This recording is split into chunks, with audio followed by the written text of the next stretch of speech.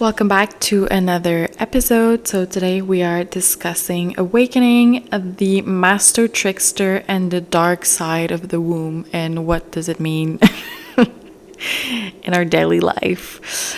I got this idea for this episode because I was watching something earlier today and I was like, wait a minute. I feel like a lot of people don't know about this. So I don't want to name her because that's not the point. I don't want to shame anyone. I feel like everybody is on their own path and on their own level of, consciousness. So the goal here is not to be like, oh, that person is stupid. That's not the point. Okay. But I just want to use it as an example. So I was listening to this woman who's a very well-known CEO who she's gone through an awakening, very similar to a lot of us, a lot of our journeys. So now she's channeling, right? And so this is actually something that's very common, especially for women. Once they start to channel, they encounter an energy that is called the master trickster. And this is a journey that women go through, especially I would say the beginning, or it's usually early in the process, especially when we're going through this dark night of the soul /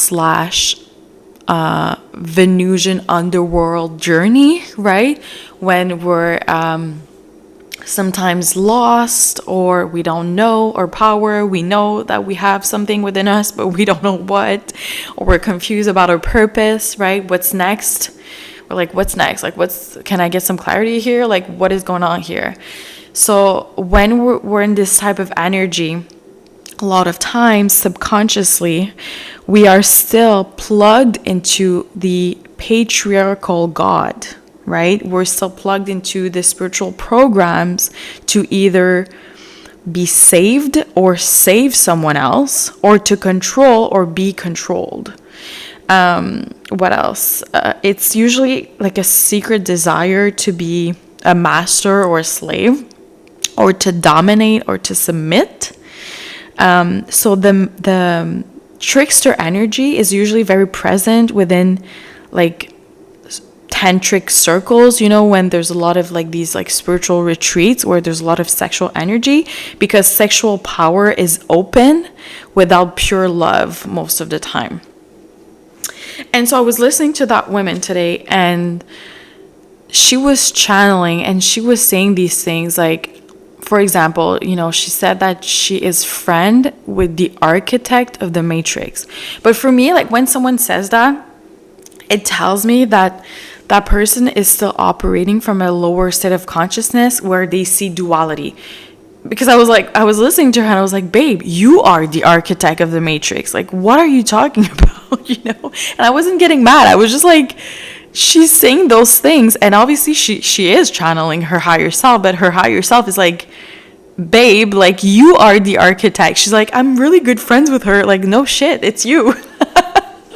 And, she had a lot of followers. And I was people are listening to that. And, can you imagine being oh yeah, I want to be friends with the architect of the Matrix as well. So I made an episode, by the way, about the word matrix and what it means. And, it's basically the cosmic womb, right, that we're in. And so when she said that, I was you are the architect of the Matrix. You have a uterus, then you are part of it. You create your reality and you can create life. So what's new about that? And of course, even women who don't have a uterus, they also have that womb sacral energy. So it doesn't matter. I said uterus because of babies and everything, but obviously you can also create realities even if you don't have your uterus anymore for whatever reason. So anyway, I'm listening to her. So she said that first thing, and I was like, what is happening here? She's so confused. She still sees duality. She feels separate. She still thinks that she is separate from source. That source is some dude that has a friend that is the architect of the Matrix. And I was like, oh my God. And I'm not laughing at her. Like, I know, like, it's very common. And I used to, I mean, not to that extent. Thankfully, I wasn't, here, like, on YouTube, like, talking. But of course, I went through this period of confusion at first when I went through my awakening, where, especially with the word spirit guides, I was like, oh, I need to ask my spirit guides. But that's not what it is. You're the one commanding your reality. So there's no such thing as, like, because that's, like, really submissive when you think about it. Like, when you're channeling and you're like, let me ask some entity, let me ask this person and that and this and my spirit guides, and let me ask God, and no, you command your reality. Like, be more assertive, like, this is what my intuition was telling me, and it didn't click for me for like a year. I was like, what does that mean? And then at some point, of course, it clicked. I was like, oh my God, I am the darkness. Like, I am source. But yeah, that's what the master trickster does. And the master trickster also works through a lot of men as well, who get into these position of, like, spiritual leaders, and they feed off, women's sexual energy, because of course within these, like, circles of, especially tantric circles, but, like, in general, like, retreats, there's a lot of women that are lost, that are going through their awakening process, which is a normal thing. Like, you get this, like, period of, like, who am I? What am I doing? But unfortunately, the energy of the master trickster really preys on women that are in that phase, which is why it's so important to be in solitude for a while. Honestly, that's, like, the best thing you can do, because at least you're protected, for, like, that period of time where you're like, who am I? What is going on? What is my purpose? Blah, blah, blah. Because, unfortunately, a lot of men get possessed by this master trickster energy, and that's where we've seen, like, all these, like, horrible stories, in India. Remember, like, there was I don't remember the name of that Netflix documentary, but so many women were exploited and abused. And it's so sad, because then you get women who get, they get even more confused, right? Because they thought, like, spirituality would, like, give them answers, and they had so much trust in men, or just, like, in spiritual leaders, and then they just, like, suppress and block everything after, for a good reason, because it's traumatic. And then sometimes they turn into religion, and they become even more submissive, right? Because they become submissive to this patriarchal God. So yeah, it's a whole mess. It's really a whole mess. But once again, this energy of the master trickster is actually part of that journey. The master trickster is related to Mercury. That's, like, the shadow aspect of Mercury. That's the trickster. That's why there's a lot of businessmen that are tricksters, right? That prey on people's ignorance, people's weaknesses. That's what it does, basically. So yeah, how to avoid that? Well, obviously to use discernment, to use our intuition. And that's why I love to do all these episodes on dark energy. Like, that's, like, to empower people and be like, hey, you are source. Like, stop asking people. And I used to be that person too, I used to ask these, like, older people. For some reason, I thought, because they're older, or they've been through what I've been through, or whatever, they're gonna know. But no, it wasn't the case. And unfortunately, a lot of people don't want you to be better than them. Like, they have this, like, weird, I don't know, insecurity.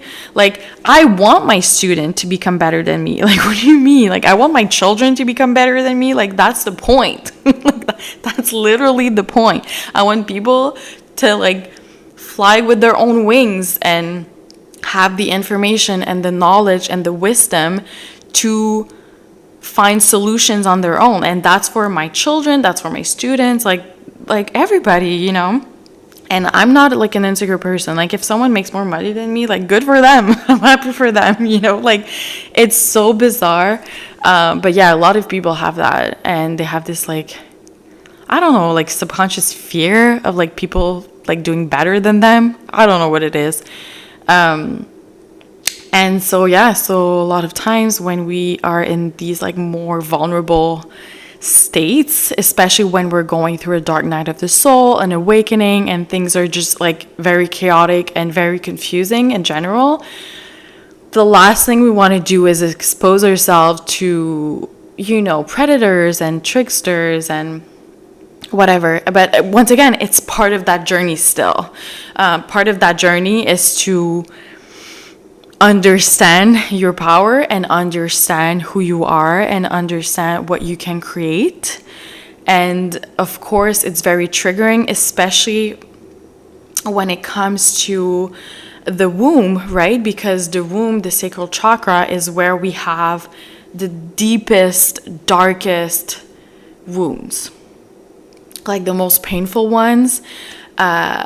A lot of times when we see people becoming like literally like psychopaths, like monsters, it's usually like most of the time when you start to like dig into their life, you can see that their mother was not loving at all. And if their mother was abusive, like very abusive, like these wounds are absolutely so painful that people would rather hurt other people or hurt themselves instead of dealing with them. That's where a lot of addictions are rooted in. Like it's very deep and very dark. But thankfully, we have all these tools to overcome this. Like no matter how dark and no matter how bad it is, alchemy is the first one. And I always talk about it, like practical alchemy. There are so many ways to literally like remove trauma from your body. And then of course you want to use dark energy and really fully step into your creator power, to become the god or goddess in your reality, and to avoid all these like lower type of situations and people, like I don't attract people like that anymore. Like they're afraid of me. Like they don't even come close to me. It's like it's a frequency, right? People can feel it when you know who you are. People can feel it. We're energy. Like we're literally energy. So it's about embodying that. But I wouldn't wish that upon anyone going through, deception in general, betrayal, and dealing with the master trickster is not fun.